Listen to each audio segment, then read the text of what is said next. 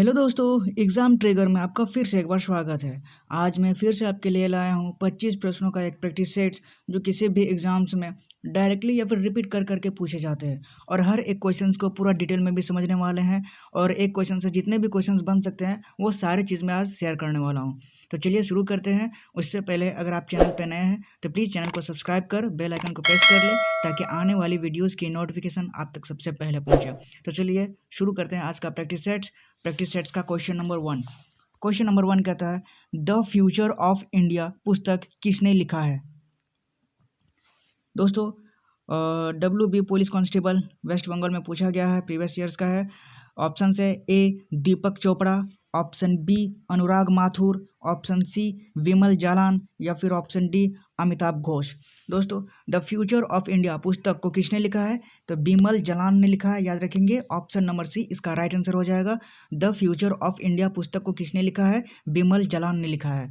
आगे पॉइंट्स में जानेंगे, इसके ज़्यादा कुछ है नहीं इसमें बताने को। इसका राइट आंसर विमल जालान हो जाएगा।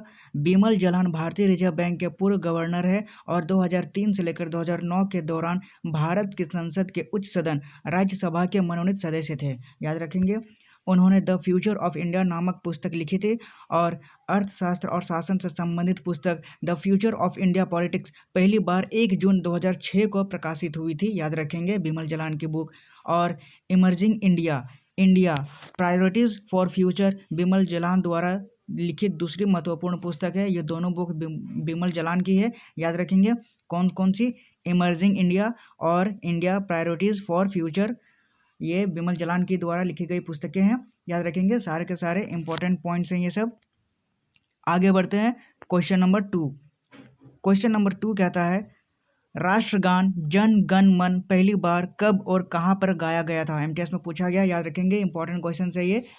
ऑप्शन है ए 24 जनवरी 1950 को इलाहाबाद में गाया गया था, या फिर ऑप्शन बी 24 जनवरी 1950 को दिल्ली में गाया गया था, या फिर ऑप्शन सी 26 दिसंबर 1942 को कलकत्ता में गाया गया था, या फिर ऑप्शन डी है 27 दिसंबर 1911 को कलकत्ता में गाया गया था। दोस्तों, राष्ट्रगान जो है जन गण मन पहली बार कब गाया गया था? तो 27 दिसंबर को गाया गया था। कहाँ पे? कलकत्ता में। कब? 1911 में, याद रखेंगे। ऑप्शन नंबर डी इसका राइट आंसर हो जाएगा। 27 दिसंबर 1911 को कलकत्ता में राष्ट्रगान हमारा जन गण मन को पहली बार गाया गया था। आगे जानते हैं डिटेल्स में। भारत का राष्ट्रगान जो जन गण मन है पहली बार 27 दिसंबर 1911 को कलकत्ता भारतीय राष्ट्रीय कांग्रेस के सत्र में गाया गया था। इसे गाने वाली रविंद्रनाथ टैगोर की भांजी थी जिनका नाम था सरला। उन्होंने स्कूली बच्चों के साथ बंगाली में राष्ट्रगान गाया था, याद रखेंगे। कौन गाया था सबसे पहले? रविंद्रनाथ टैगोर की भांजी जिनका नाम था सरला। आगे जन गण मन के बारे में जानेंगे। इसके रचनाकार कौन है? तो नोबेल पुरस्कार विजेता कौन है? रविंद्रनाथ टैगोर, जो जन गण मन को लिखे थे। पहली बार कब गाया गया था? 27 दिसंबर 1911 को कलकत्ता में भारतीय राष्ट्रीय कांग्रेस के सत्र में। आगे राष्ट्रगान के रूप में अपनाया कब गया था? तो 24 जनवरी 1950 को संविधान सभा ने इसे अपनाया था, याद रखेंगे। ये डेट्स याद रखेंगे। 24 जनवरी 1950 को जन गण मन को अपनाया गया था। आगे बढ़ते हैं। जन गण मन से लेकर कुछ रोचक बातें हैं, जैसे कि यह बंगाली भजन भरतो भाग्य विधाता का पहला छंद है। इसे आंध्र प्रदेश के बेसेंट थियोसॉफिकल कॉलेज में पहली बार गाया गया था। सुभाष चंद्र बोस के अनुरोध पर आबिद अली ने इसका हिंदी और उर्दू में रूपांतरण किया था। किसने? आबिद अली ने। ये नाम याद रखेंगे। आबिद अली ने इसका हिंदी और उर्दू में परिवर्तित किया था। बाद में इसकी अंग्रेजी में भी रचना की गई थी, याद रखेंगे। जन गण मन से ये सब बातें। आगे जन गण मन भारत का राष्ट्रगान माना जाता है और अत्यधिक संस्कृतनिष्ठ तत्सामा जो बंगाली में लिखा गया है, यह नोबेल पुरस्कार विजेता रविंद्रनाथ टैगोर द्वारा रचित एक ब्रह्म भजन के 5 चरणों में से पहला है, याद रखेंगे। जन गण मन। आगे पॉइंट्स में जानते हैं।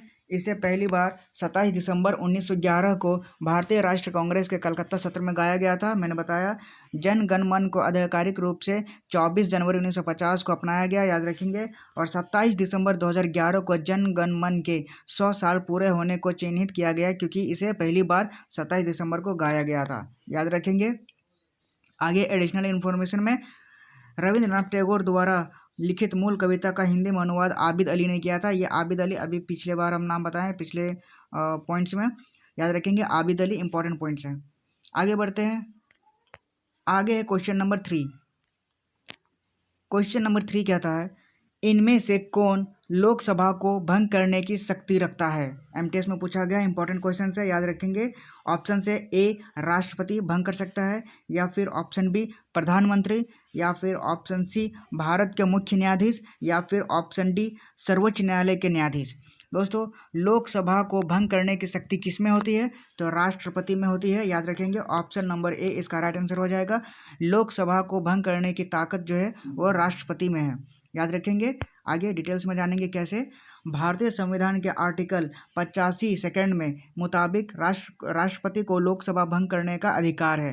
राष्ट्रपति प्रधानमंत्री की सलाह पर लोकसभा को भंग कर सकता है। हालांकि अगर प्रधानमंत्री संसद में अपना बहुमत साबित करने में असमर्थ हो या उसके खिलाफ अविश्वास का प्रस्ताव पेश किया जाए तो राष्ट्रपति पर प्रधानमंत्री की सलाह बाध्यकारी नहीं होगी, याद रखेंगे। आगे बढ़ते हैं। लोकसभा को भंग करने के बारे में कुछ और बातें, जैसे कि लोकसभा को भंग करने के बाद आम चुनाव आयोजित करके लोकसभा को फिर से गठित किया जाता है। लोकसभा का कार्यकाल 5 साल का ही होता है। अगर लोकसभा अपने कार्यकाल से पहले भंग हो जाती है तो यह अपरिवर्तनीय होता है।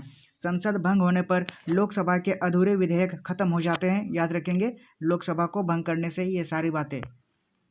आगे राष्ट्रपति के कुछ और अधिकार भी हैं, वो जान लेते हैं। जैसे कि राष्ट्रपति को संसद के दोनों सदनों को बुलाने और उनका सत्रावसान करने का अधिकार होता है। राष्ट्रपति को क्षमादान देने और सजा कम करने का भी अधिकार होता है। राष्ट्रपति राज्यसभा के लिए 12 सदस्यों को मनोनीत कर सकता है और राष्ट्रपति चुनाव आयोग के साथ परामर्श करके चुनाव से जुड़े मुद्दों में अहम भूमिका निभा सकता है, याद रखेंगे। राष्ट्रपति के ये अधिकार हैं। आगे बढ़ते हैं। Question number 4। क्वेश्चन नंबर 4 कहता है प्रेशर कुकर में खाना जल्दी पक जाता है क्यों। आपके ऑप्शन हैं ए उबलते पानी की तुलना में भाप ज़्यादा गर्म होता है, या फिर ऑप्शन बी कुकर में पानी कम तापमान पर उबलने लगता है, या फिर ऑप्शन सी कुकर से गर्मी नहीं निकल सकती है, या फिर ऑप्शन डी उच्च दाब के कारण पानी का क्वथनांक ऊपर उठ जाता है। दोस्तों प्रेशर कुकर में जब खाना जल्दी पक जाता है उसका कारण सबसे बड़ा है ऑप्शन नंबर डी उच्च दाब के कारण उसका क्वथनांक ऊपर उठ जाता है, इसलिए प्रेशर कुकर में खाना जल्दी पक जाता है, याद रखेंगे। ऑप्शन नंबर डी इसका राइट आंसर हो जाएगा। उच्च दाब के कारण पानी का क्वथनांक ऊपर उठ जाता है। आगे की पॉइंट्स जानेंगे कैसे। प्रेशर कुकर में खाना तेजी से पकाया जाता है क्योंकि उच्च दाब के कारण पानी का क्वथनांक ऊपर उठ जाता है। एक प्रेशर कुकर इस सिद्धांत पर काम करता है कि बढ़ते दाब के साथ पानी का क्वथनांक बढ़ जाता है। पानी के उच्च दाब वाले क्वथनांक के कारण 100 डिग्री सेल्सियस से 120 डिग्री सेल्सियस तक बढ़ जाता है, तो भाप भी गर्म हो जाती है और कुकर के अंदर फंस जाती है, जिससे भोजन जल्दी पक जाता है, याद रखेंगे। आगे जब खुले बर्तन में पकाया जाता है तो गर्म हवा बच जाती है, लेकिन प्रेशर कुकर में भोजन के आसपास की नमी अपने आप ही उच्च तापमान तक पहुंच जाती है, जो उस प्रेशर के बिना होती है, जो खाना पकाने को गति देती है। तो खाना पकाने की गति लगभग 4 गुना बढ़ जाती है, इसलिए प्रेशर कुकर में खाना जल्दी पकता है, याद रखेंगे क्यों। ऑप्शन नंबर डी इसका राइट आंसर था। आगे बढ़ते हैं। आगे हमारा क्वेश्चन नंबर 5 है। क्वेश्चन नंबर 5 कहता है ज्ञानपीठ पुरस्कार जीतने वाली पहली महिला कौन थी। ऑप्शन से ए प्रतिभा रे, ऑप्शन बी आशापूर्णा देवी, ऑप्शन सी महाश्वेता देवी, या फिर ऑप्शन डी इंदिरा गोस्वामी। दोस्तों ज्ञानपीठ पुरस्कार जीतने वाली जो पहली महिला है वो है आशापूर्णा देवी। ऑप्शन नंबर बी इसका राइट आंसर हो जाएगा। ज्ञानपीठ पुरस्कार को सबसे पहले पाई थी आशापूर्णा देवी जी ने, याद रखेंगे। पॉइंट्स इसका जानते हैं।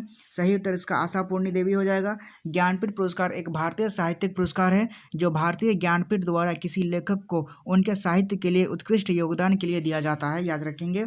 1961 में स्थापित यह पुरस्कार केवल भारत के संविधान की 8वीं अनुसूची में शामिल भारतीय भाषाओं में लिखने वाले भारतीय लेखकों को दिया जाता है, याद रखेंगे। 1961 में ज्ञानपीठ पुरस्कार देना स्टार्ट हुआ था। आगे पुरस्कार में 11 लाख रुपए नगद दिए जाते हैं और एक प्रशस्ति पत्र और एक वाग्य देवी मतलब सरस्वती के कांस्य के प्रतिकृति ज्ञान की देवी का पुरस्कार दिया जाता है, याद रखेंगे। और पुरस्कार के पहले प्राप्तकर्ता मलयालम लेखक जी शंकर कुरुप थे, जिन्हें 1965 में 1950 में प्रकाशित अपनी कविताओं के संग्रह ओ डक्कुजल जो द बांसुरी के लिए पुरस्कार मिला था किनको? शंकर कुरूप जी को। कब? 1950 में, याद रखेंगे, ज्ञानपीठ पुरस्कार। आगे आशापूर्णा देवी के बारे में जानेंगे। आशापूर्णा देवी वर्ष 1976 में ज्ञानपीठ पुरस्कार जीतने वाली पहली महिला थी। यह पुरस्कार बंगाली भाषा में उनके साहित्यिक कार्यों के लिए दिया गया था। वर्ष 2020 के लिए ज्ञानपीठ चयन बोर्ड की एक घोषणा के अनुसार प्रख्यात मलयालम कवि अक्किथम अच्युतन नाम्बोथिरी, जिन्हें अक्किथम के नाम से भी जाना जाता है, को 55वें ज्ञानपीठ पुरस्कार के लिए चुना गया था। याद रखेंगे 2020 में। किनको? अक्किथम को। याद रखेंगे ज्ञानपीठ पुरस्कार से रिलेटेड ये सारी बातें। आगे बढ़ते हैं क्वेश्चन नंबर 6। क्वेश्चन नंबर 6 कहता है निम्नलिखित में से किसे भारत में सूचना प्रौद्योगिकी उद्योग का एक प्रमुख केंद्र माना जा सकता है? याद रखेंगे ऑप्शन से ए सूरत को, ऑप्शन बी बेंगलुरु को, ऑप्शन सी भोपाल को, या फिर ऑप्शन डी कश्मीर को। दोस्तों भारत में जो सूचना प्रौद्योगिकी उद्योग का एक प्रमुख केंद्र है वो बेंगलोर में है। याद रखेंगे ऑप्शन नंबर बी इसका राइट आंसर है। बेंगलोर में सूचना प्रौद्योगिकी उद्योग का केंद्र, और इसे इलेक्ट्रॉनिक सिटी भी कहा जाता है बेंगलोर को। याद रखेंगे प्रीवियस ईयर्स में पूछा गया है। थोड़ा पॉइंट्स में जानेंगे। बेंगलोर को भारत में सूचना प्रौद्योगिकी यानी आईटी सेक्टर का एक प्रमुख केंद्र माना जाता है। देश के आईटी सेक्टर में इसकी प्रमुख स्थिति के कारण इसे अक्सर भारत की सिलिकॉन वैली भी कहा जाता है। ये भी पूछा जाता है, याद रखेंगे पॉइंट्स। बेंगलोर कई बहुराष्ट्रीय आईटी कंपनियों, स्टार्टअप्स, अनुसंधान संस्थानों और प्रौद्योगिकी उद्यानों का एक घर है। इसके पास एक अच्छी तरह से स्थापित बुनियादी ढांचा, कुशल आईटी पेशेवरों का एक बड़ा पूल और नवाचार और उद्यमिता के लिए एक सहायक पारिस्थितिकी तंत्र है। याद रखेंगे बेंगलोर में। आगे बढ़ते हैं क्वेश्चन नंबर 7 नंबर क्वेश्चन कहता है हम्पी का जो खंडहर है वो कहाँ स्थित है? एनटीपीसी में पूछा गया इंपॉर्टेंट क्वेश्चन से, याद रखेंगे। ऑप्शन से ए केरल में, ऑप्शन बी तमिलनाडु में, ऑप्शन सी महाराष्ट्र में, या फिर ऑप्शन डी कर्नाटक में। दोस्तों हम्पी के जो खंडहर है वो कहाँ स्थित है? तो वो कर्नाटक में स्थित है। याद रखेंगे ऑप्शन नंबर डी इसका राइट आंसर है। खंडहर हम्पी का जो है वो कर्नाटक में स्थित है। ये है हम्पी का खंडहर। आगे डिटेल्स में जानेंगे। हम्पी के जो खंडहर है वो कर्नाटक के विजयनगर जिले में तुंगभद्रा नदी के तट पर स्थित है। याद रखेंगे। और हम्पी ऐतिहासिक विजयनगर राजवंश की राजधानी थी। साल 1986 में यूनेस्को ने इसे विश्व धरोहर स्थल घोषित किया था, विजयनगर साम्राज्य को, जो हम्पी है। याद रखेंगे इंपॉर्टेंट क्वेश्चन है। आगे हम्पी के बारे में कुछ और खास बातें जान लेते हैं, जैसे कि हम्पी को रामायण काल में किष्किंधा के नाम से जाना जाता था, और हम्पी की वास्तुकला इंडो इस्लामिक वास्तुकला से प्रेरित है। हम्पी के दर्शनीय स्थलों में विट्ठल मंदिर, विरूपाक्ष मंदिर, कदलेकालु गणेश प्रतिमा, लक्ष्मी नरसिम्हा प्रतिमा और लोटस महल और हजारा राम मंदिर शामिल है, और ये सभी के सभी कर्नाटक में स्थित है। याद रखेंगे। और हम्पी तक पहुँचने के लिए हॉस्पेट रेलवे स्टेशन से स्थानीय बस या ऑटो लिया जा सकता है। याद रखेंगे। और हम्पी का निकटतम हवाई अड्डा हुबली में है, जो हम्पी से 144 किलोमीटर दूर है। याद रखेंगे हम्पी से बाहर ये सब बातें। आगे जानेंगे। हम्पी के एक यूनेस्को विश्व धरोहर स्थल है। हम्पी के खंडहर कर्नाटक में स्थित है। इसमें कई खंडहर मंदिर है जो विजयनगर साम्राज्य से हैं, और वे तुंगभद्रा नदी के तट पर स्थित है। और 7वीं शताब्दी का प्रसिद्ध हिंदू विरूपाक्ष मंदिर इन खंडहरों में से एक है। महत्वपूर्ण है, ये सब याद रखने वाली बातें हैं, इसलिए मैंने रिपीट किया है। याद रखेंगे। आगे बढ़ते हैं क्वेश्चन नंबर 8। क्वेश्चन नंबर 8 कहता है भारत का अंतिम मुगल सम्राट कौन था? आपके ऑप्शन है A Bahadur Shah Zafar, option B Aurangzeb, option C Dara Shikoh, या फिर ऑप्शन डी सिराजुद्दौला। दोस्तों भारत का जो अंतिम मुगल सम्राट था वो कौन था? बहादुर शाह जफर था। ऑप्शन नंबर ए इसका राइट आंसर है। बहादुर शाह जफर है वो भारत का अंतिम मुगल सम्राट था, जो एनटीपीसी में पूछा गया। याद रखेंगे। डिटेल्स में जानेंगे। बहादुर शाह जफर को 1857 के विद्रोह के नेता के रूप में चुना गया था, और बहादुर शाह जफर भारत के अंतिम मुगल सम्राट थे। अंततः उन्हें केवल दिल्ली के राजा के रूप में जाना जाता था, और उनकी मौत 1862 में रंगून में हो गई थी, और उन्हें विद्रोह के सैनिकों द्वारा शहंशाह हिंदुस्तान यानी भारत का सम्राट कहा जाता है। याद रखेंगे। शहंशाह हिंदुस्तान किसे कहा जाता है? बहादुर शाह जफर को। याद रखेंगे। आगे एडिशनल इन्फॉर्मेशन में जानते हैं। 1526 ईस्वी में भारत में बाबर ने मुगल शासन की नींव रखी थी और उन्हें भारत पर हमला करने के लिए पंजाब के सूबेदार दौलत खान लोधी, इब्राहिम लोधी के चाचा खान लोधी और राणा संगा ने आमंत्रित किया था। याद रखेंगे, इब्राहिम लोधी से लड़ने के लिए, ताकि वो दिल्ली पे अपना राज कर सके। याद रखेंगे। आगे बढ़ते हैं, आगे जानेंगे। बाबर ने 21 अप्रैल 1526 ईस्वी को पानीपत की पहली लड़ाई इब्राहिम लोधी को हराया और मुगल वंश की स्थापना की थी। याद रखेंगे। पानीपत की दूसरी लड़ाई 1556 में हेमू और बैरम खान के बीच में हुई थी, जिसके बीच में अकबर का शासन चला था, अकबर जीत गया था। आगे हल्दी घाटी का युद्ध जो 1576 ईस्वी में हुआ था, वो मेवाड़ के राणा प्रताप और आमिर खान के मान सिंह के नेतृत्व में हुआ था। अकबर की मुगल सेना के बीच में ये लड़ी गई थी, हल्दी घाटी का युद्ध 1576 में। आगे बढ़ते हैं। बहादुर शाह जफर जो भारत का अंतिम मुगल सम्राट था, उनका जन्म कहाँ हुआ था? 24 अक्टूबर 1775 को हुआ था। वे उर्दू के जाने माने शायर थे और वे अपने पिता अकबर द्वितीय के दूसरे पुत्र और उत्तराधिकारी थे। याद रखेंगे बहादुर शाह जफर से रिलेटेड ये बातें। और 1857 के भारतीय विद्रोह के बाद अंग्रेजों ने उन्हें दिल्ली से निर्वासित कर दिया था। 7 नवंबर 1862 को रंगून वर्मा में उनका निधन हो गया था। बहादुर शाह जफर को विद्रोह के सैनिकों ने शहंशाह हिंदुस्तान यानी भारत का सम्राट कहते हैं। और बहादुर शाह जफर का मकबरा जो म्यांमार की पूर्व राजधानी यंगून में स्थित है। याद रखेंगे। आगे बढ़ते हैं। क्वेश्चन नंबर 9 मिस प्रिंट हो गया है, याद रखेंगे। आगे बढ़ते हैं। क्वेश्चन नंबर 9 में निम्नलिखित में से कौन सा राग प्रातः काल में गाया जाता है? ऑप्शन से A Sohini, option B Bhairavi, option C Sarang या फिर ऑप्शन डी मल्हार। दोस्तों, कौन सा राग प्रातः काल में गाया जाता है भोर भोर में? तो भैरवी का राग जो है वो भोर भोर में गाया जाता है, सुबह सुबह। ऑप्शन नंबर बी इसका राइट आंसर है। भैरवी को प्रातः काल में ही गाया जाता है। आगे डिटेल्स में जानेंगे। प्रातः काल में गाया जाने वाला कुछ राग जो ये है, राग भैरव है, राग हिंडोल है और राग रामकली है। इन दोनों में से कोई एक भी रहेगा तो उसको आप टिक लगा देंगे, चल जाएगा। राग भैरव इसमें जानते हैं। राग भैरव को प्रातः काल का राग माना जाता है। इस राग में कोमल स्वरों का प्रयोग ज़्यादा होता है, जिससे यह शांत और मधुर लगता है।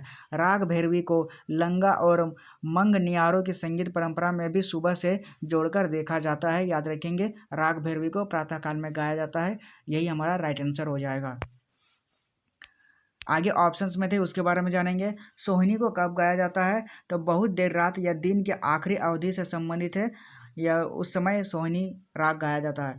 भैरवी राग जो हमारा राइट आंसर था, प्रातः काल से संबंधित है, प्रातः काल में गाया जाता है। और सारंग राग कब गाया जाता है? ये दोपहर में गाया जाता है सारंग। और मल्हार कब गाया जाता है? दिन की पहली अवधि से, दिन की पहली शुरुआत जब होगी उस समय मल्हार राग गाया जाता है। याद रखेंगे, सारे के सारे पॉइंट्स इंपॉर्टेंट है, पूछा जाता है MTS CSL में। आगे बढ़ते हैं। Question number 10। क्वेश्चन नंबर 10 कहता है, संभाजी के पश्चात मराठा राज्य की बागडोर को फिर किसने संभाला था? GD कांस्टेबल में पूछा गया है, याद रखेंगे। ऑप्शन से A Balaji Vishwanath, option B Rajaram, option C Tarabai या फिर ऑप्शन डी नानाजी देशमुख। दोस्तों, संभाजी के पश्चात मराठा राज्य को बागडोर को किसने संभाला था? तो राजा राम ने संभाला था। याद रखेंगे, उसका सौतेला भाई। ऑप्शन नंबर बी इसका राइट आंसर हो जाएगा। संभाजी के बाद राजा राम ने मराठा राज्य को संभाला था। आगे डिटेल्स में जानेंगे। छत्रपति संभाजी महाराज के बाद मराठा साम्राज्य की गद्दी पर उनके सौतेले भाई राजा राम भोसले बैठे थे। याद रखेंगे, संभाजी के बाद 1689 में मुगल सम्राट औरंगजेब ने उन पर हमला किया और उन्हें मार डाला था। और संभाजी के बेटे साहू को भी औरंगजेब ने पकड़ लिया था। तो राजा राम मराठा शासक शिवाजी के दूसरे पुत्र थे। याद रखेंगे। और राजा राम ने 1689 से मार्च 1700 के बीच में शासन किया था। राजा राम ने जिंजी को अपनी शुरुआती राजधानी बनाया और बाद में सतारा में राजधानी स्थानांतरित कर ली। याद रखेंगे। और राजा राम की मृत्यु के बाद उनकी पत्नी ताराबाई ने अपने बेटे शिवाजी द्वितीय के नाम पर शासन किया था। याद रखेंगे, सारे के सारे इंपॉर्टेंट पॉइंट्स हैं। आगे जानेंगे। ताराबाई ने 8 साल तक सत्ता संभाली और ताराबाई के शासनकाल में मराठा साम्राज्य की जड़ें फैली। ताराबाई ने औरंगजेब के तरीकों को ही उसकी सेना और सरकार के खिलाफ सफलतापूर्वक इस्तेमाल किया। और छत्रपति साहू जी महाराज ने बालाजी विश्वनाथ को मराठा साम्राज्य का पहला पेशवा नियुक्त कर दिया था। याद रखेंगे, इंपॉर्टेंट पॉइंट्स है ये सारे के सारे।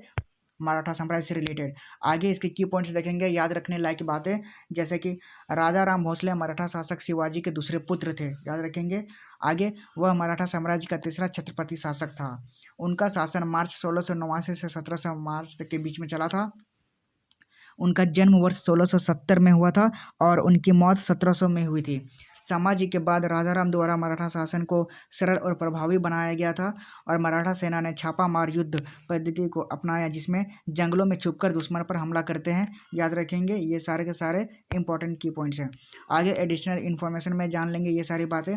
मराठा साम्राज्य औपचारिक रूप से 1674 से 1818 तक अस्तित्व में रहा था। इसकी स्थापना छत्रपति शिवाजी ने की थी और यह ब्रिटिश ईस्ट इंडिया कंपनी के हाथों पेशवा बाजीराव द्वितीय के हार से समाप्त हो गया था, याद रखेंगे।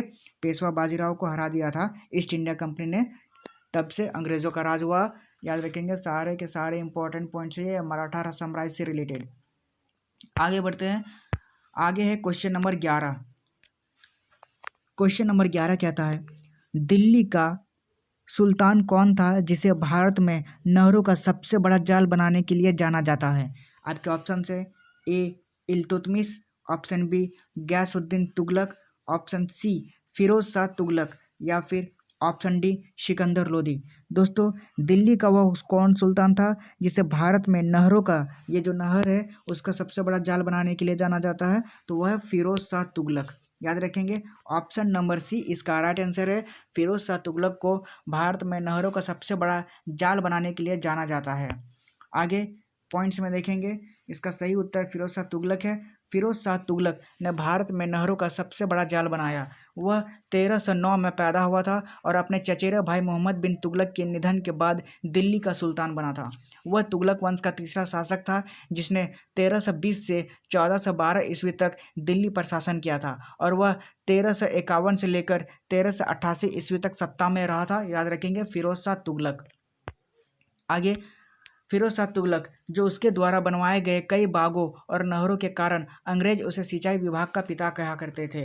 यमुना को हिसार शहर से जोड़ने वाली नहर और सतलज से घग्गर नदी तक और मांडवी और सिरमौर की पहाड़ियाँ हरियाणा में हांसी तक और घग्गर से फिरोजाबाद तक, सारे के सारे नहर फिरोज शाह तुगलक द्वारा सिंचाई किए गए थे, याद रखेंगे। और उसे नए 4 शहरों जैसे फिरोजाबाद, फतेहाबाद, जौनपुर और हिसार की स्थापना के लिए भी जाना जाता है फिरोज शाह तुगलक को। वह व्यक्ति था जिसने ब्राह्मणों पर जजिया लगाने की शुरुआत की थी और 1388 में उसकी मृत्यु हो गई थी, याद रखेंगे।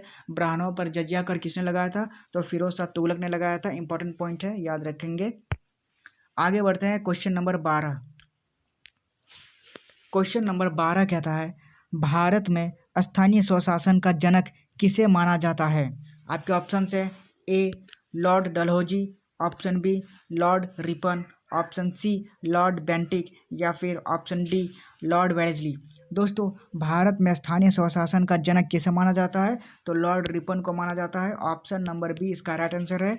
लॉर्ड रिपन को भारत में स्थानीय स्वशासन का जनक माना जाता है। डिटेल्स में जानेंगे। लॉर्ड रिपन को भारत में स्थानीय स्वशासन का जनक माना जाता है कि उन्होंने 1882 में स्थानीय स्वशासन की स्थापना करके भारतीयों को स्वतंत्रता का पहला स्वाद दिया था। उनकी स्थानीय स्वशासन योजना ने उन नगर संस्थाओं को स्थापित किया जो ब्रिटिश क्राउन के भारत पर कब्जे के बाद से देश में बढ़ी थी।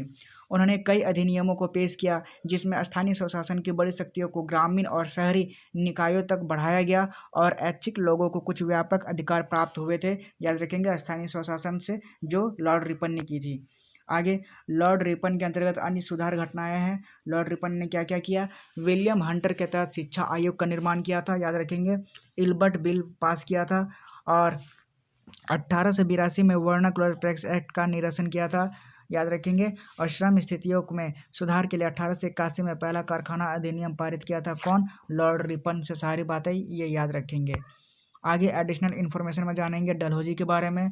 लॉर्ड डलहौजी जो 1838 तक ब्रिटिश भारत में एक स्कॉटिश राजनेता और औपनिवेशिक प्रशासक था और 1848 से लेकर 1849 तक द अर्ल ऑफ डलहौजी के नाम से जाना जाता था। उन्होंने 1848 से लेकर 1856 तक भारत के गवर्नर जनरल के रूप में कार्य किया है, याद रखेंगे, लॉर्ड डलहौजी। आगे डलहौजी के बारे में जानेंगे। उन्हें मॉडर्न इंडिया मेकर के रूप में भी जाना जाता है। डलहौजी को उन्होंने एक गैर विनिमय प्रणाली विकसित की जो प्रशासनिक मुद्दों को संबोधित करने के लिए आयुक्तों की नियुक्ति करती थी। उन्होंने बंगाल आर्टिलरी का मुख्यालय कलकत्ता से मेरठ स्थानांतरित करवाया था डलहौजी ने, और भारत में डलहौजी ने आंतरिक संचार की एक नई प्रणाली शुरू की थी। याद रखेंगे डलहौजी से ये सारी की सारी बातें। आगे चलेंगे लॉर्ड विलियम बेंटिक के बारे में। लॉर्ड विलियम बेंटिक जो भारत के गवर्नर जनरल के रूप में कार्य किया था, और उन्हें भारत में महत्वपूर्ण सामाजिक और शैक्षिक सुधारों का श्रेय दिया जाएगा, और जिसमें सती का उन्मूलन और महिलाओं द्वारा शिशु हत्या पर रोक और मानव बलि शामिल है। सब लॉर्ड विलियम बेंटिक ने रुकवाया था, याद रखेंगे। और बेंटिक के बारे में जानेंगे। इन्होंने कंपनी की सेवा में भारतीयों को नियुक्त करने की प्रथा शुरू की थी, और उसने उत्तर पश्चिमी प्रांत में एक भू राजस्व समझौता प्रस्तुत किया था। मामलों की सुनवाई में देरी से बचने के लिए उन्होंने अदालत के विभिन्न डिग्री स्थापित किए। उन्होंने आगरा में सुप्रीम कोर्ट की स्थापना की थी। याद रखेंगे लॉर्ड विलियम बेंटिक के बारे में। आगे भी पॉइंट्स है लॉर्ड वेलेस्ली के बारे में। लॉर्ड वेलेस्ली जो उन्होंने मॉर्निंगटन के 2वें अर्ल के रूप में अपने पिता को सफल किया, इसलिए वेलेस्ली को स्टाइल किया गया था विस्काउंट वेलेस्ली।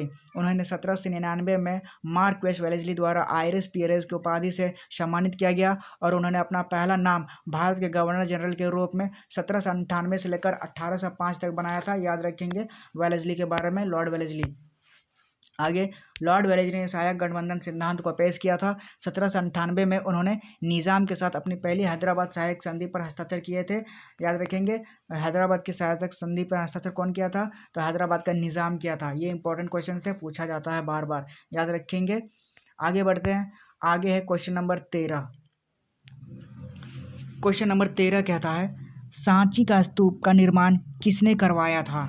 आपके ऑप्शन हैं ए अशोक ने, ऑप्शन बी चाणक्य ने, ऑप्शन सी बिंदुसार ने, या फिर ऑप्शन डी चंद्रगुप्त ने। दोस्तों सांची का जो स्तूप है उसका निर्माण किसने करवाया था? तो अशोक ने करवाया था। ऑप्शन नंबर ए इसका राइट आंसर है। यह है सांची का स्तूप जिसका निर्माण अशोक ने करवाया था। आगे डिटेल्स में जानेंगे। सांची स्तूप का निर्माण सम्राट अशोक ने करवाया था। सांची स्तूप मध्य प्रदेश के रायसेन जिले में स्थित है। याद रखेंगे सांची स्तूप कहाँ है? मध्य प्रदेश में। इम्पॉर्टेंट है, और यह भारत की सबसे पुरानी पत्थर की संरचना है, और इसे यूनेस्को की विश्व धरोहर स्थल माना जाता है सांची का स्तूप, जो कि मध्य प्रदेश में है। आगे जानेंगे इसके बारे में। सांची स्तूप को बनाने का श्रेय सम्राट अशोक को जाता है। अशोक ने 3री शताब्दी ईसा पूर्व में इसका निर्माण करवाया था, और सांची स्तूप को बनाने की देखरेख अशोक की पत्नी देवी ने की थी। सांची स्तूप के बाद सम्राट अग्निमित्र शुंग ने जीर्णोद्धार करवाया था। याद रखेंगे। आगे की पॉइंट्स में जानेंगे। याद रखने लायक बात है, जैसे कि सांची स्तूप अशोक द्वारा निर्मित बौद्ध परिसर है। यह मध्य प्रदेश के रायसेन जिले में स्थित है। इसे भारत की पुरानी पत्थर की संरचना माना जाता है। इसे 3री शताब्दी ईसा पूर्व में मौर्य सम्राट अशोक द्वारा डिजाइन किया गया था। इसे यूनेस्को में शामिल है। और सांची स्तूप मोटिफ का एक विशेषता है, जिसे नए 200 रुपये नोट में दिखा जा सकता है। याद रखेंगे। अभी नया हाल फिलहाल में जो 200 रुपये के नोट आए उसमें सांची का स्तूप छपा गया है। याद रखेंगे। आगे इंपॉर्टेंट पॉइंट्स इसके जानेंगे। अशोक मौर्य वंश का एक भारतीय सम्राट थे। अशोक को देवनम प्रियदासी के नाम पर भी जाना जाता है। अशोक ने 261 ईसा पूर्व में कलिंग युद्ध में कलिंग पर आक्रमण करके जीत हासिल की थी, और अशोक भारतीय इतिहास के पहले राजा थे जिन्होंने पत्थरों पर खुदे हुए अपने रिकॉर्ड को छोड़ दिया था। याद रखेंगे। अशोक के बारे में इंपॉर्टेंट पॉइंट्स है ये। आगे एडिशनल इन्फॉर्मेशन में जो ऑप्शंस में थे उसके बारे में जान लेते हैं। पूछ लेता है कभी कार। चाणक्य एक शाही सलाहकार थे जिन्होंने पहले मौर्य सम्राट चंद्रगुप्त को सत्ता में आने में सहायता की थी। याद रखेंगे। और चंद्रगुप्त मौर्य प्राचीन भारत में मौर्य साम्राज्य के संस्थापक थे, और दोनों गुरु शिष्य थे। बिंदुसार भारत के दूसरे मौर्य सम्राट और इसके सबसे प्रसिद्ध शासक अशोक के पिता थे। याद रखेंगे। सारी की सारी बातें सांची स्तूप, अशोक और एडिशनल इन्फॉर्मेशन चाणक्य, मौर्य और बिंदुसार से। आगे बढ़ते हैं क्वेश्चन नंबर 14। क्वेश्चन नंबर 14 कहता है बाढ़ सुपर पावर परियोजना किस राज्य में स्थित है? आपके ऑप्शन हैं ए कर्नाटक में, ऑप्शन बी बिहार में, ऑप्शन सी राजस्थान में, या फिर ऑप्शन डी पंजाब में। दोस्तों बाढ़ सुपर पावर परियोजना किस राज्य में स्थित है? तो वो बिहार में स्थित है। याद रखेंगे। ऑप्शन नंबर बी इसका राइट आंसर है। बाढ़ सुपर पावर परियोजना बिहार में स्थित है। आगे जानेंगे पूरा डिटेल्स में। बाढ़ सुपर पावर परियोजना जो बिहार के पटना जिले में स्थित है, यह परियोजना राष्ट्र तापित विद्युत निगम जैसे कि एनटीपीसी की है, याद रखेंगे आगे। इसलिए इसका राइट आंसर बिहार है। और बाढ़ super thermal power station BSTPS Bihar में स्थित है। और बाढ़ परियोजना एक मेगा पावर प्रोजेक्ट है और इसका स्वामित्व राष्ट्रीय ताप विद्युत निगम के पास है, याद रखेंगे बिहार की ये। आगे, ताप विद्युत केंद्र एक ताप विद्युत संयंत्र ईंधन से ऊष्मा का उपयोग करके विद्युत उत्पन्न करता है और ऊष्मा एक बॉयलर में वाष्प उत्पन्न करती है जो जनरेटर से जुड़ी वाष्प टरबाइन को चलाने के लिए उपयोग की जाती है जो विद्युत उत्पन्न करती है। ईंधन विभिन्न प्रकार के हो सकते हैं जैसे कि कोयला दहन, गैस, तरल ईंधन, भूतापीय ऊर्जा, बायोमास, अपशिष्ट पदार्थ। और बरौनी ताप विद्युत संयंत्र भी बिहार में स्थित है, याद रखेंगे। आगे बढ़ते हैं क्वेश्चन नंबर 15। क्वेश्चन नंबर 15 कहता है, निम्नलिखित में से किसने प्लासी के युद्ध जो 1757 में हुई थी अंग्रेजी कंपनी का नेतृत्व किया था, याद रखेंगे कौन है। ऑप्शंस में लॉर्ड डलहौजी, ऑप्शन बी कप्तान Hodson, option C Warren Hastings या फिर ऑप्शन डी रॉबर्ट क्लाइव। दोस्तों, प्लासी के युद्ध में जो अंग्रेजी कंपनी का नेतृत्व कौन किया था, तो रॉबर्ट क्लाइव ने किया था, याद रखेंगे। ऑप्शन नंबर डी इसका राइट आंसर है। अंग्रेजी कंपनी से रॉबर्ट क्लाइव थे जो प्लासी के युद्ध में उसका नेतृत्व किया था। डिटेल्स में जानेंगे। सही उत्तर इसका रॉबर्ट क्लाइव है। प्लासी का युद्ध जो रॉबर्ट क्लाइव ने नेतृत्व में ईस्ट इंडिया कंपनी की सेना और सिराजुद्दौला के बीच में लड़ा गया था, जो बंगाल का नवाब था। सिराजुद्दौला बंगाल का नवाब था। EIC ईस्ट इंडिया कंपनी के अधिकारियों द्वारा व्यापार विशेषाधिकारों के व्यापक दुरुपयोग से सिराज नाराज थे, याद रखेंगे, इसलिए युद्ध हुआ था। ईस्ट इंडिया कंपनी के द्वारा सिराजुद्दौला के खिलाफ लगातार गलत कार्य करने के कारण ही 1757 में प्लासी की लड़ाई हुई थी।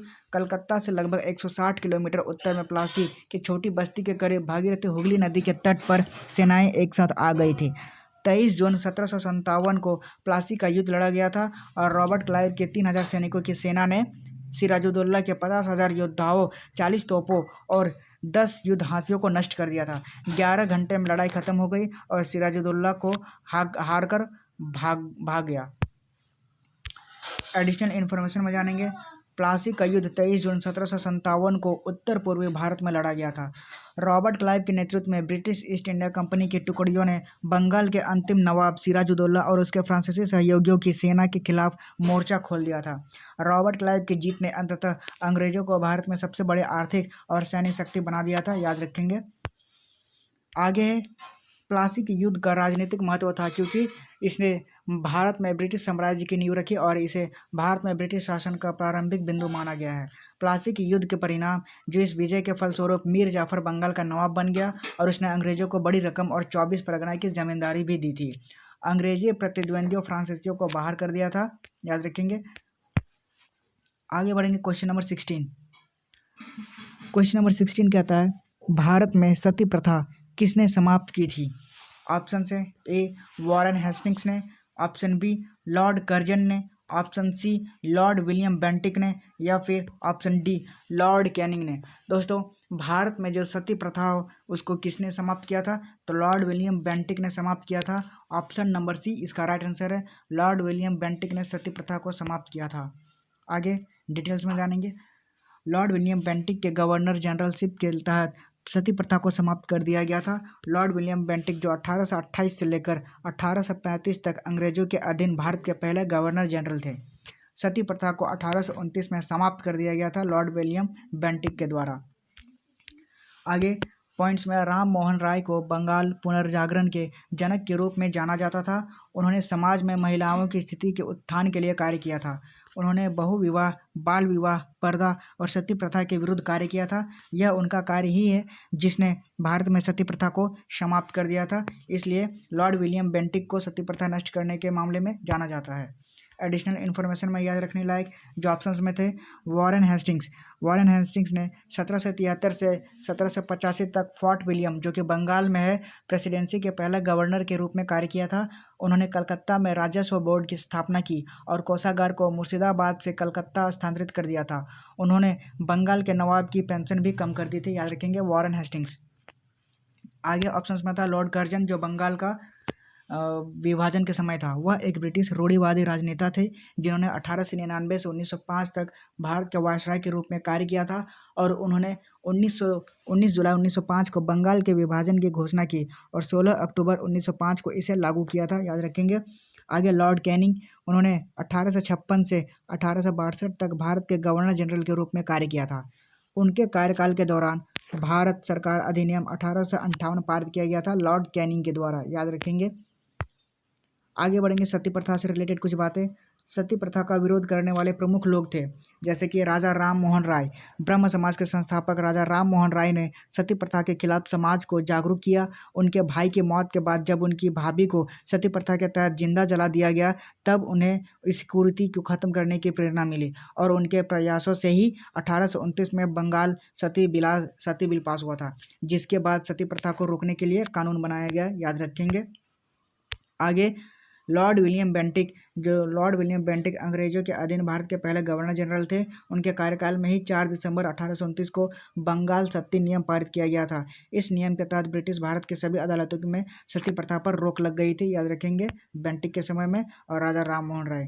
सती प्रथा के खिलाफ विरोध करने वाले और कुछ लोग थे, जैसे कि फ्रेंच लोगों ने पुदुचेरी में सती प्रथा पर रोक लगाई थी। औरंगजेब ने भी सती प्रथा रोकने के लिए आदेश जारी किए थे और 1515 में अल्फांसो डी अल्बुकर्क ने गोवा में सती प्रथा को खत्म कर दिया था। ये तीनों के तीनों पॉइंट्स याद रखेंगे सती प्रथा से रिलेटेड। आगे बढ़ते हैं क्वेश्चन नंबर 17। क्वेश्चन नंबर 17 कहता है, जब्त प्रणाली की शुरुआत किसके द्वारा की गई थी? ऑप्शन से ए इब्राहिम लोदी के द्वारा, ऑप्शन बी गैसुद्दीन बलबन के द्वारा, ऑप्शन सी राजा टोडरमल द्वारा, या फिर ऑप्शन डी मोहम्मद शाह के द्वारा। दोस्तों, जब्त प्रणाली की शुरुआत राजा टोडरमल के द्वारा की गई थी। ऑप्शन नंबर सी इसका राइट आंसर है। जब्त प्रणाली की शुरुआत राजा टोडरमल द्वारा की गई थी। थोड़ा डिटेल्स में जानेंगे इसको। जब्त प्रणाली या फिर 10 साला प्रणाली की शुरुआत मुगल बादशाह अकबर के वित्त मंत्री राजा टोडरमल ने की थी, याद रखेंगे। आगे जब्त प्रणाली से जुड़ी कुछ खास बातें। यह प्रणाली भूमि की माप और वर्गीकरण से जुड़ी थी। इस प्रणाली में किसी खास क्षेत्र के लिए उसकी उत्पादकता और क्षमता के आधार पर राजस्व तय किया जाता था। इस प्रणाली में 10 साल के औसत उपज के आधार पर राजस्व तय किया गया था। इस प्रणाली में राजस्व सीधे किसानों से वसूला जाता था, याद रखेंगे। आगे इस पॉइंट में और जानेंगे। इस प्रणाली से राज्य को ज़्यादा राजस्व मिलता था और किसानों पर बोझ भी कम होता था। जब्ती प्रणाली को टोडरमल की जब्ती प्रणाली के नाम से भी जाना जाता था, जो अकबर का फाइनेंस मिनिस्टर था। जब्ती प्रणाली मूल रूप से शेरशाह सूरी के समय में प्रचलित थी और जब्ती प्रणाली गुजरात और पश्चिम बंगाल में लागू नहीं होती थी, याद रखेंगे।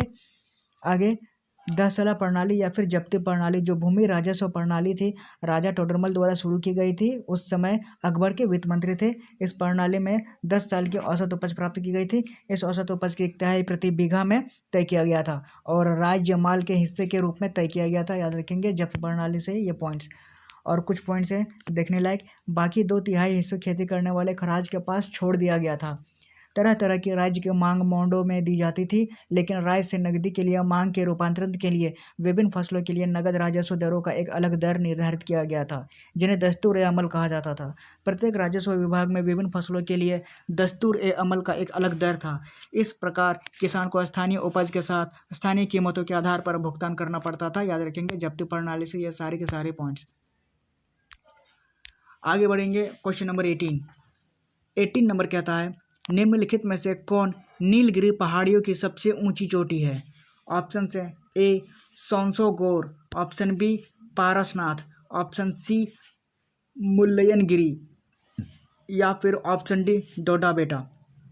दोस्तों, नीलगिरी पहाड़ियाँ की सबसे जो ऊंची चोटी है वो डोडा बेटा है। ऑप्शन नंबर डी इसका राइट आंसर है। डोडा बेटा नीलगिरी पहाड़ियों में सबसे ऊंची चोटी मानी जाती है। डिटेल्स में जानेंगे।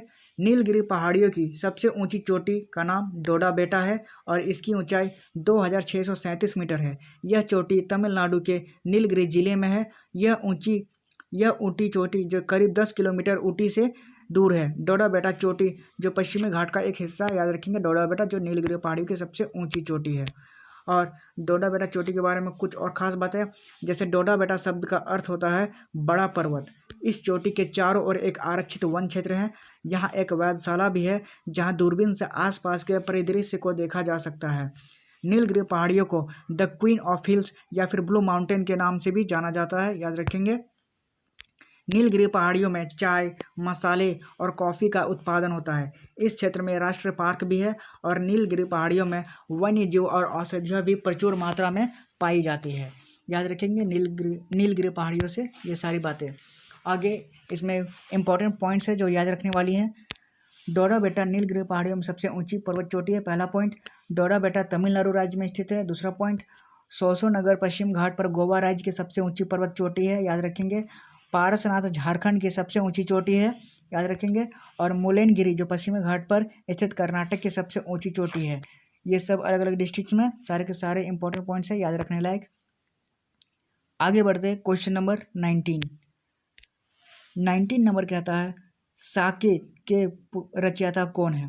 दोस्तों साकेत एक बुक है जिसके रचयिता कौन है यही आपको बताना है। ऑप्शन है ए जयशंकर प्रसाद, ऑप्शन बी सुमित्रा नंदन पंत, ऑप्शन सी श्रीधर पाठक या फिर ऑप्शन डी मैथिली शरण गुप्त। दोस्तों साकेत के रचयिता कौन है, जैसा कि बुक में दिखाई दे रहा है मैथिली शरण गुप्त, इसलिए इसका right answer Maithili Sharan Gupt option number D हो जाएगा। साकेत के रचयिता कौन है तो मैथिली शरण गुप्त, याद रखेंगे। आगे डिटेल्स में जानेंगे पूरी इसकी। साकेत महाकाव्य के रचनाकार मैथिली शरण गुप्त हैं। इसका प्रकाशन वर्ष कब हुआ था 1931 में और 12 सर्गों में लिखा गया था। इसके की पॉइंट्स है, इस कृति में राम के भाई लक्ष्मण की पत्नी उर्मिला के विरह का जो चित्रण गुप्त जी ने किया है, याद रखेंगे। और वह अत्यधिक मार्मिक और गहरी मानवीय संवेदनाओं और भावनाओं से ओतप्रोत है, याद रखेंगे साकेत बुक्स में रिलेटेड। और मैथिली शरण गुप्त के बारे में जानेंगे। इनका जन्म हुआ था 3 अगस्त 1886 को, जिनका जन्मभूमि था चिरगांव जो झांसी में पड़ता है, जो कि यूपी में है। और इनकी मौत हुई थी 12 दिसंबर 1964 को, और मौत की जगह थे चिरगांव झांसी में ही। और इनके काम किए थे नाटककार, लेखक और कवि के रूप में। और इनकी जो भाषा थी वो ब्रज भाषा थी। मैथिली शरण गुप्त से बातें याद रखेंगे। और मैथिली शरण गुप्त की कुछ रचनाएं हैं जो काफ़ी इंपॉर्टेंट है, बार बार रिपीट किए जाते हैं। जैसे कि पंचवटी को किसने लिखा तो मैथिली शरण गुप्त ने। भारत भारती को किसने लिखा, मैथिली शरण गुप्त ने। जयद्रथ वध को किसने लिखा तो मैथिली शरण गुप्त ने। यशोधरा को किसने लिखा, मैथिली शरण गुप्त ने। द्वापर को किसने लिखा, मैथिली शरण गुप्त ने। और झंकार की पुस्तक किसने लिखी, मैथिली शरण गुप्त ने। ये सारे के सारे मैथिली शरण गुप्त के पुस्तकें हैं, याद रखेंगे। आगे एडिशनल इन्फॉर्मेशन में जानेंगे जो कि ऑप्शंस में थे।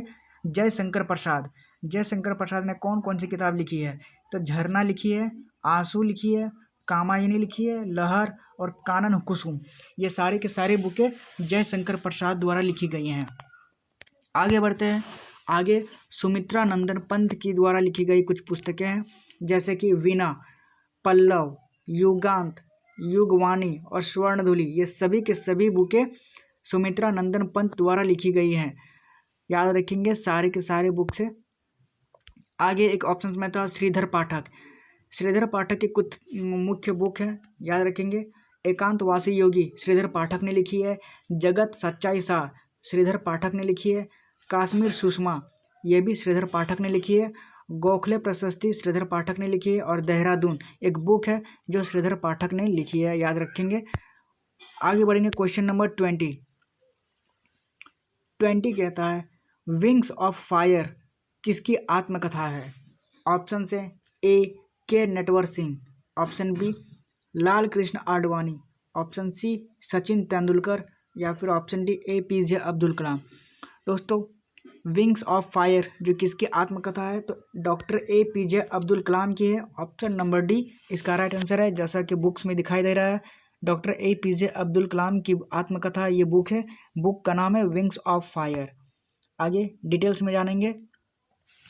APJ अब्दुल कलाम भारत के 11वें राष्ट्रपति थे। उन्होंने 2002 से लेकर 2007 तक भारत के राष्ट्रपति के रूप में कार्य किया था। Wings of fire APJ Abdul Kalam की एक आत्मकथा है और वे भारत का राष्ट्रपति बनने वाले पहले वैज्ञानिक हैं। वे सियाचिन ग्लेशियर का दौरा करने वाले भारत के पहले राष्ट्रपति हैं, याद रखेंगे। आगे वह विधानसभा चुनाव में मतदान करने वाले पहले राष्ट्रपति हैं। PURA ग्रामीण क्षेत्रों में शहरी सुविधाएं प्रदान करना योजना की अवधारणा APJ अब्दुल कलाम द्वारा की गई थी, जिनका नाम था पूरा। विलियम बिट्स अखबार APJ अब्दुल कलाम द्वारा शुरू की गई थी और उन्हें 1997 में भारत रत्न पुरस्कार से सम्मानित किया गया था, डॉक्टर APJ अब्दुल कलाम को, याद रखेंगे। आगे एडिशनल इन्फॉर्मेशन में जानेंगे इसके बारे में। APJ अब्दुल कलाम की उल्लेखनीय कृतियाँ, जो कि भारत 2020 को किसने लिखा? APJ अब्दुल कलाम ने। इग्नाइटेड माइंड्स, ये किसने लिखा? APJ अब्दुल कलाम ने। इंडोमिटेबल स्पिरिट अब्दुल कलाम ने लिखी है। एडवांटेज इंडिया फ्रॉम चैलेंज, ये भी अब्दुल कलाम ने लिखी है। Advantage India from challenge to opportunity. आगे playing it my way Sachin Tendulkar की एक आत्मकथा है, याद रखेंगे। My country my life Lal Krishna Advani की आत्मकथा है। और one life is not enough, ये है के नटवर सिंह, ये इनकी आत्मकथा है। आगे बढ़ते हैं क्वेश्चन नंबर 21 कहता है भारत में हरित क्रांति का जनक किसे कहा जाता है? इंपॉर्टेंट क्वेश्चन से CH सेशन में पूछा गया है। ऑप्शन से A Jawaharlal Nehru, option B Vikram Sarabhai, option C Bal Gangadhar तिलक, या फिर ऑप्शन डी MS स्वामीनाथन। दोस्तों, भारत में जो हरित क्रांति का जनक किसे माना जाता है? MS Swaminathan. Option number D इसका राइट आंसर है। MS स्वामीनाथन को माना जाता है हरित क्रांति का जनक। आगे डिटेल्स में जानेंगे। हरित क्रांति शब्द को डॉक्टर विलियम गिडे ने गढ़ा था। हरित क्रांति की उपलब्धियां अनाज उत्पादन, खासकर गेहूं में वृद्धि थी, और डॉक्टर MS स्वामीनाथन की अध्यक्षता में 2004 में किसानों पर एक राष्ट्रीय आयोग की नियुक्ति की गई थी, जिसमें अन्य बातों के साथ कृषि नवीकरण कार्य योजना जैसे ARAP का सुझाव दिया गया था, याद रखेंगे, इसलिए स्वामीनाथन को जाना जाता है। आगे बढ़ते हैं क्वेश्चन नंबर 22। क्वेश्चन नंबर 22 कहता है चंद्रगुप्त मौर्य साम्राज्य की राजधानी क्या थी? ऑप्शन से A Pataliputra, option B Vaishali, option C Indraprastha, या फिर ऑप्शन डी कुशीनगर। दोस्तों, चंद्रगुप्त मौर्य साम्राज्य की राजधानी क्या थी? तो पाटलिपुत्र है, याद रखेंगे। ऑप्शन नंबर ए इसका राइट आंसर हो जाएगा। चंद्रगुप्त मौर्य की राजधानी पाटलिपुत्र थी। ये है चंद्रगुप्त मौर्य। आगे डिटेल्स में जानेंगे इसके। मौर्य साम्राज्य का समयावधि जो लगभग 321 से लेकर 185 ईसा पूर्व तक चला था। पाटलिपुत्र मौर्य साम्राज्य की राजधानी हुआ करती थी। पाटलिपुत्र के आसपास का क्षेत्र सम्राट के प्रत्यक्ष नियंत्रण में था। मौर्य साम्राज्य में राजधानी पाटलिपुत्र और तक्षशिला, उज्जैनी, तैसाली और सुवर्णगिरी के प्रांतीय केंद्रों में 5 प्रमुख राजनीतिक केंद्र था, याद रखेंगे, पाटलिपुत्र से रिलेटेड। आगे है तीसरी बौद्ध परिषद जो पाटलिपुत्र में आयोजित की गई थी। कौटिल्य का अर्थशास्त्र मौर्य के लिए सबसे महत्वपूर्ण साहित्यिक स्रोत था। चंद्रगुप्त मौर्य वंश का संस्थापक था, और अशोक सबसे प्रसिद्ध मौर्य शासक था, और वह पहला शासक था जिसने शिलालेखों के माध्यम से लोगों तक अपनी बात पहुंचाने का प्रयास किया था, जिसके लिए अशोक ने अपनी बेटा और बेटी को श्रीलंका भेजा था, याद रखेंगे। आगे पॉइंट्स में जानेंगे। अशोक की मृत्यु के बाद आक्रमणों और दक्षिण के शासक द्वारा पदत्याग के कारण मौर्य साम्राज्य का पतन आरंभ हो गया था। और एडिशनल इन्फॉर्मेशन में जैसे वैशाली ऑप्शंस में थे, ब्रज महाजनपद की राजधानी थी, और इंद्रप्रस्थ पांडवों की राजधानी थी, और कुशीनगर मल्ल गणराज्य की राजधानी थी, याद रखेंगे। सारे के सारे इंपॉर्टेंट पॉइंट्स हैं। आगे बढ़ते हैं क्वेश्चन नंबर 23 कहता है सहारा मरुस्थल कहाँ स्थित है? ऑप्शन से ए उत्तरी अमेरिका में, ऑप्शन बी उत्तरी अफ्रीका में, ऑप्शन सी एशिया में, या फिर ऑप्शन डी ऑस्ट्रेलिया में। दोस्तों, सहारा मरुस्थल जो है वो उत्तरी अफ्रीका में स्थित है। ऑप्शन नंबर बी इसका राइट आंसर है। सहारा मरुस्थल उत्तरी अफ्रीका में पाया जाता है। आगे, सहारा मरुस्थल उत्तरी अफ्रीका के भाग में स्थित है। यह दुनिया का सबसे बड़ा गर्म रेगिस्तान है, और अंटार्कटिका और आर्कटिक के बाद तीसरा सबसे बड़ा रेगिस्तान है। यह अफ्रीकी महाद्वीप के 31% हिस्से को कवर करता है। सहारा मरुस्थल के बारे में और कुछ भी जान लेते हैं, जैसे कि यह मरुस्थल अल्जीरिया, चाड, मिस्र, लीबिया, माली, मॉरिटानिया, नाइजर, पश्चिमी सहारा और सूडान के बड़े हिस्से को कवर करता है। दक्षिण में इसकी सीमाएं सहल से मिलती है, जो एक अर्धशुष्क उष्णकटिबंधीय सवाना क्षेत्र है। पश्चिम में सहारा की सीमा अटलांटिक महासागर से लगती है, याद रखेंगे। आगे है, उत्तर में एटलस पर्वत और भूमध्य सागर है। पूर्व में लाल सागर है। सहारा मरुस्थल की औसत ऊंचाई 300 मीटर है, और अरबी भाषा में सहारा मरुस्थल को अस-सहारा अल कुब्रा यानी महान रेगिस्तान कहा जाता है, याद रखेंगे। आगे है क्वेश्चन नंबर 24 कहता है भारत में केंद्रीय औषधि अनुसंधान संस्थान कहाँ स्थित है? आपके ऑप्शन है ए झांसी में, ऑप्शन बी लखनऊ में, ऑप्शन सी प्रयागराज में, या फिर ऑप्शन डी बरेली में। दोस्तों, भारत में जो केंद्रीय औषधि अनुसंधान संस्थान है, ये लखनऊ में स्थित है। ऑप्शन नंबर बी इसका राइट आंसर है। केंद्रीय औषधि अनुसंधान संस्थान लखनऊ में स्थित है, याद रखेंगे। आगे पॉइंट्स में जानेंगे। केंद्रीय औषधि अनुसंधान संस्थान जो उत्तर प्रदेश में स्थित है, लखनऊ, यह भारत का एक प्रमुख औषधि अनुसंधान संस्थान है और इसकी स्थापना देश में दवा अनुसंधान और विकास को मजबूत बनाने के लिए की गई थी, याद रखेंगे। आगे इसके बारे में जानेंगे। यह जैव चिकित्सा विज्ञान के विभिन्न क्षेत्रों के वैज्ञानिक कर्मियों को नियुक्त करता है और यह उन 39 प्रयोगशालाओं में से एक है जो भारत के वैज्ञानिक और औद्योगिक अनुसंधान परिषद के तत्वाधान में काम कर रही है। केंद्रीय औषधि अनुसंधान संस्थान का औपचारिक उद्घाटन 17 फरवरी 1951 को तत्कालीन प्रधानमंत्री पंडित जवाहरलाल नेहरू ने किया था, याद रखेंगे, औषधि अनुसंधान केंद्र को। आगे बढ़ते हैं। आगे हमारा प्रैक्टिस सेट का आखिरी क्वेश्चन है। हुसैन सागर झील निम्नलिखित में से किस राज्य में स्थित है? ऑप्शन से ए तेलंगाना में, ऑप्शन बी महाराष्ट्र में, ऑप्शन सी गुजरात में, या फिर ऑप्शन डी आंध्र प्रदेश में। दोस्तों ये है हुसैन सागर झील और ये कहाँ स्थित है? तो ये हैदराबाद में स्थित है, जो कि तेलंगाना में पड़ता है। ऑप्शन नंबर ए इसका राइट आंसर हो जाएगा। हुसैन सागर झील जो है वह हैदराबाद तेलंगाना में स्थित है। आगे डिटेल्स में जानेंगे। तेलंगाना भारत का एक दक्षिणी राज्य है जिसकी राजधानी हैदराबाद है। हुसैन सागर हैदराबाद तेलंगाना में एक दिल का आकार की झील है जिसे इब्राहिम कुली कुतुब शाह द्वारा बनाया गया था, याद रखेंगे। और झील का निर्माण 1563 में किया गया था और इसमें मूसी नदी द्वारा पानी लाया जाता है, याद रखेंगे। और पूछा भी जाता है हैदराबाद किस शहर के किस नदी के तट पर स्थित है? तो मूसी नदी के तट पर स्थित है, याद रखेंगे। सारे के सारे इंपॉर्टेंट पॉइंट्स हैं और एडिशनल इन्फॉर्मेशन में जानेंगे कुछ झीलें जो कहाँ हैं और कहाँ है। सलीम अली झील जो है वो महाराष्ट्र में स्थित है। नाल सरोवर झील जो गुजरात में स्थित है। कोल्लिरू झील, पुलिकट झील, ये सब आंध्र प्रदेश में स्थित है, याद रखेंगे। सभी झीलों और उसके जगहों के बारे में याद रखेंगे। आज का प्रैक्टिस सेट यहीं समाप्त होता है। उम्मीद करता हूँ आज के प्रैक्टिस सेट आपको पसंद आए होंगे।